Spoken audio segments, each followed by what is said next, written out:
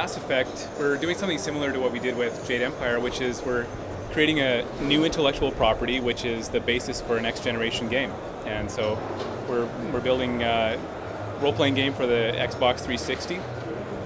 And the reason we're doing a new intellectual property is that we want to be able to create the ultimate science fiction adventure.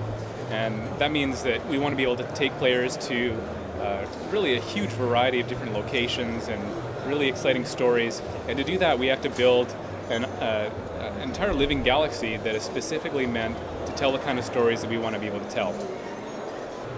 So the core conflict throughout Mass Effect is the idea of the danger of creating a true artificial intelligence. And so there are races in Mass Effect that are purely artificial or machine-like, but they are so sophisticated. We're going back to first principles on what would be amazing about a true artificial intelligence if they were truly more intelligent, smarter than human beings. They could think faster. They had abilities that we don't have, and were self-sustaining as a real life form. What would they be like, and what would they want to do with organic life? And so as you're exploring the galaxy, you're in the command of a large military vessel, a whole bunch of people. You have a lot of ability to affect the story on a larger scale than ever before.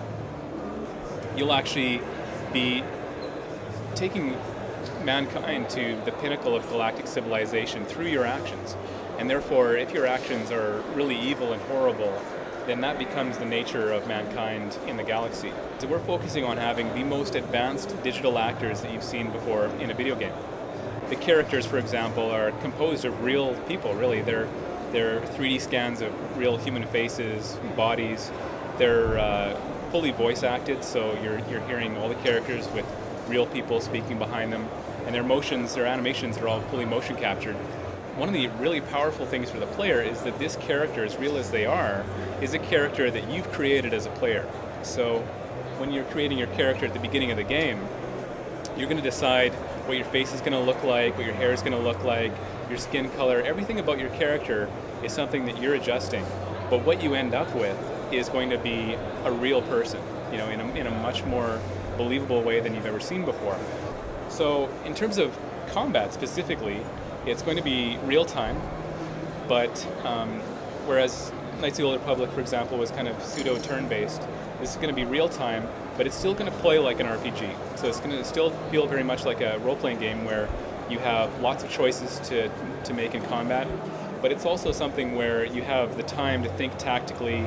You can issue orders to your squad members so that you have the ability to kind of come up with a unique way of fighting through each combat situation.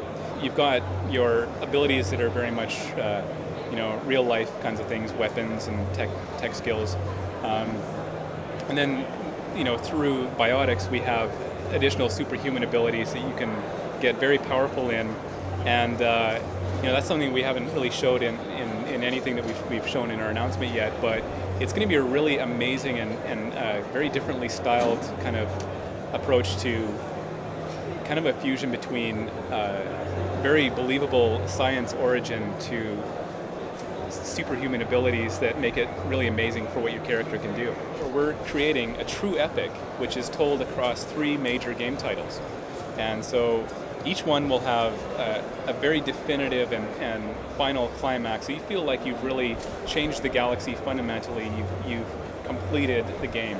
And then in between the games, through downloadable content, almost as though the story is happening out there in real time, you'll have the ability to explore other adventures that kind of lead into the next game.